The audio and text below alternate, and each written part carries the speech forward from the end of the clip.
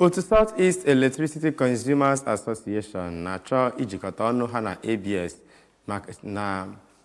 na otu ha na Anambra State, ngalaba Anambra State, wee jiri maka nke a bịa njem enyi mara ibia na ụlọọrụ onyeisi ụlọọrụ ABS bụ Sachido Obidiegwu dị n'Ọka.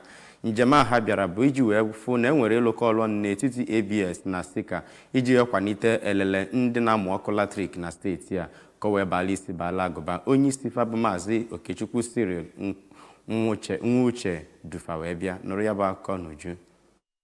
Ka Maazị Iwuche kwuru na ihe ha ji bịa ya bụ njem mkpọtụrụ bụ iji wee kọwapụtara onwe ha ebumnobi ha nakwa ihe ha chọrọ ime gbasara iwu na-achị ndị na-amụ ọkụ latrik na Anambra Steeti ma wepụta ụzọ ka mma iji jikọọ aka ọnụ na ndị ABS. O tokwara ya bụ amụma nke federal gọọmenti wepụtara n'ihe gbasara ọkụ latrik ma kwunwe na ihe oyibo kpọrọ prepaid mita bụ nke a ga-etinye na ụlọ niile nakwa ebe onye na-azụ ahịa. Na nzaghachi ya ka Sachido kwunwuru uchu ya na iji kwado SEECA n'ihe ọma nke ha na-eme ma tokwa ya bụ otu maka idu uchu ha n'ọlụ. Sachido kwekwara otu ahụ kwa na ABS ga-abụ nke ga-akwado ha mgbe ọbụla n'okwu ha dị iche iche. Ka Honorable Collins Agụekwe nakwa Odoziakụ Onyinye Okeke toro ndị ABS maka nnabata bụ ịgba ha nyere ha ma kwuo na otu SEECA bụ nke dị uchu n'ime ka ndị niile na-amụ ọkụ latrik na Anambra Steeti bụ nke ga-enweta nkwanye ugwu zuru ha. Site n'Ọka, Blessing Dennis maka akụkọ ụwa ABS.